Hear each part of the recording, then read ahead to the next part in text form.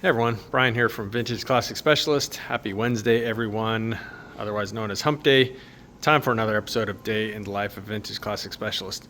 So a little bit of a short video today because a couple of reasons. One is there's just not a lot for show and tell. And the other is I'm leaving a bit early to meet my family over at Disneyland. Gonna have some dinner over there, maybe catch a couple rides, depending on the lines, and yeah, that's it. So anyway, why don't we start with what I did today.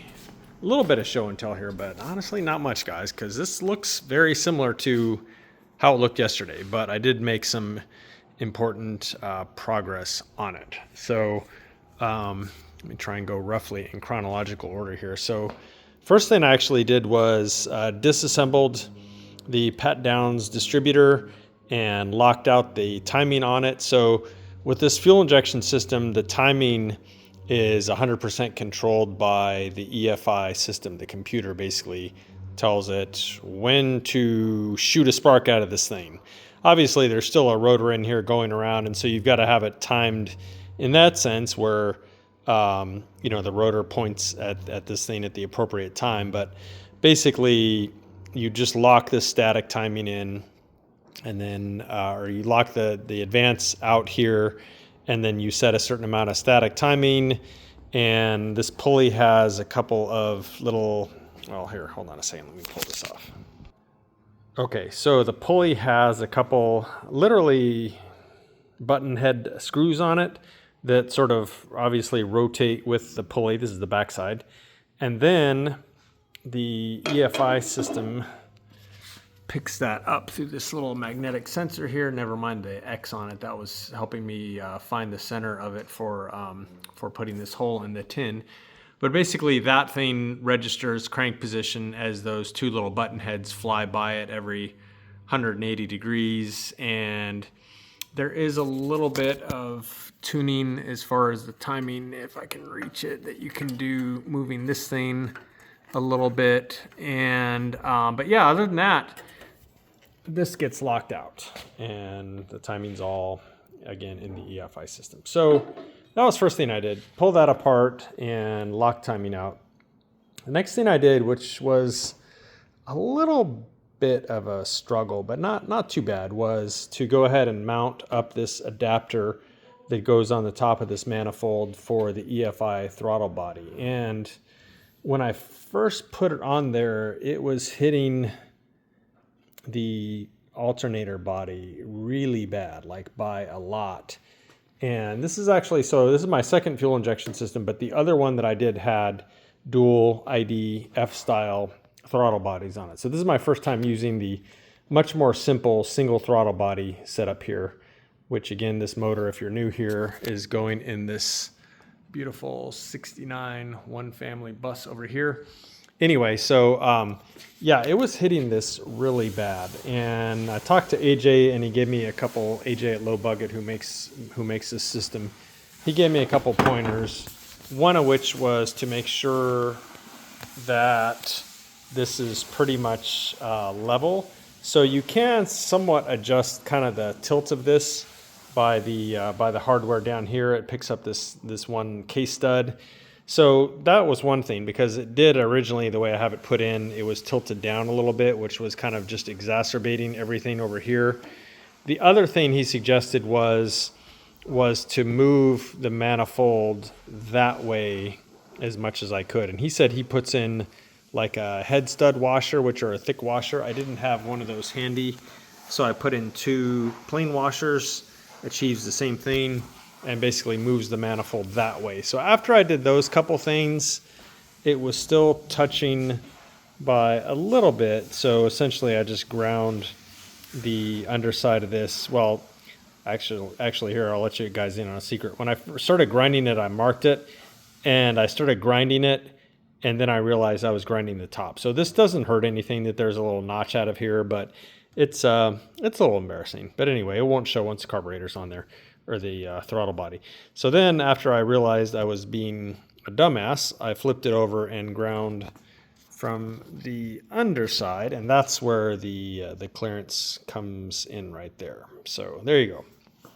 Anyway, so yeah, that actually took a while to kind of finagle around with that and get it to where it fit really, really well, which is how we want things to fit. And then after that, I turned my attention to, well, a couple things. One is this Pat Downs distributor does come with a distributor clamp, which of course isn't on here now, but it uses a longer stud right here on the case. So swap that stud out. Again, not a big deal, but just, one of those things that has to be done. So did that. And then at that point, I pretty much set my my mind and my focus to actually putting the fan on the alternator. So before yesterday, when you saw the video, I had the alternator bolted onto the backing plate so I could in turn get that on the fan shroud and start checking clearance. So today I took it a step further and actually put the fan on. And this is one of those things that, so the adapter for the fan and all the fan hardware here is from Impy. The alternator also is from Impy. But Impy, if you happen to see this, please do better. I had to spend a lot of time on the adapter itself, which is, I'll show you guys one. Looks roughly like this. So you guys know this thing, right? So this thing goes on to the shaft of the generator or alternator, and then the fan kind of engages in this round thing here with the two flat sides. Anyway, the inside bore of that thing was too small to actually fit on the rear shaft of the alternator. And so here I am spending time with a file and with sandpaper rolled up into a roll, basically like reaming out that adapter so that it would actually slide onto the shaft of the alternator. So super annoying, Impy, please do better. After I got that to fit on the shaft, the keyway in that adapter was narrower than the actual Woodruff key. So again, please do better, guys. I had to take a small like jeweler's file and basically like open up the keyway slot in that adapter so that it could then slide onto the shaft with a key in it. The last thing is that the keyway on the little adapter wasn't deep enough. And so basically I had to take the Woodruff key and shave it down so it stuck up a little bit less far from the shaft. Then finally at that point, guys, I was able to put that adapter on. So something that should have pretty much like slid on the shaft of the alternator, I don't even want to know how much time I spent on that thing making it fit a brand new part. So please do better, Impy. Anyway, so once I got that on and put the fan on with the backing plate and everything on there, put in the appropriate number of shims to space it out so it rubs on neither the backing plate itself or on the shroud. So that was that, and then bolted it up on here. And then I went to actually bolt this whole assembly, so fan shroud, alternator, down onto the motor, and I noticed that I had a little bit more trimming that I needed to do. I did most of the trimming of this yesterday, which by the way wasn't much. This is a huge improvement over the old Impy shrouds. Again, this is the, I don't know what they call it, the super shroud, super cooler shroud, whatever they call it. And I did have to come back in and do a very minor bit of trimming to finally get everything to seat down the way that it should. But that's all done now. And then I kind of started tackling the ventilation system here for the doghouse, where the air that comes through the cooler ultimately blows out by the transmission up here. So got a little ways to go on this stuff still, but at least kind of started thinking about testing that out.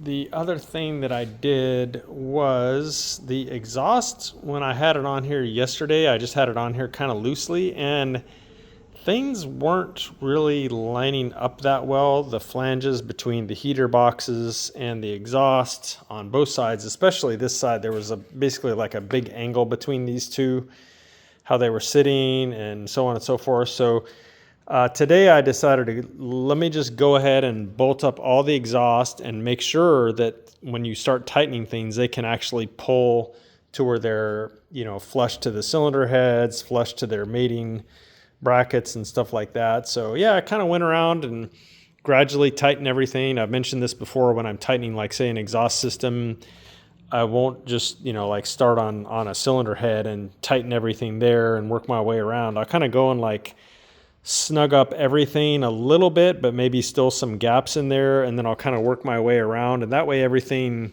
ends up pulling up very even. And hopefully all those gaps are, pretty much minimized and uniform.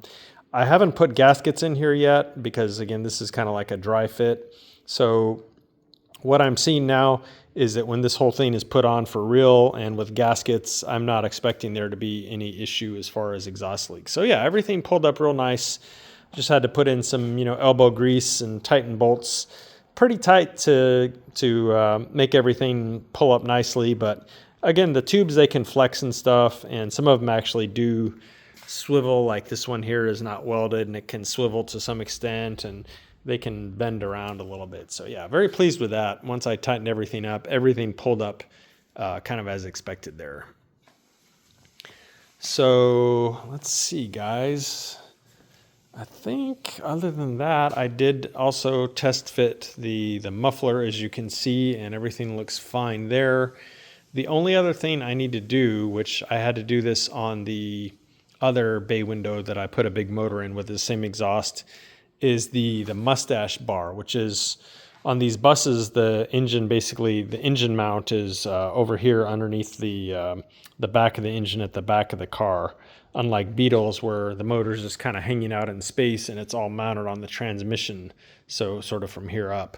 So the mustache bar, in fact, I'll show it to you guys, looks like that thing.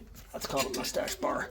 Anyway, so I feel like I had to notch this out for the exhaust on that 68 crew cab that we built. So that's probably the next thing I'll do, is I'll go ahead and clean that up and then see if I have to notch it out a little bit to clear the exhaust. And then I'll send that thing off to powder coating, probably when I powder coat all this engine tin. So that is the plan, guys.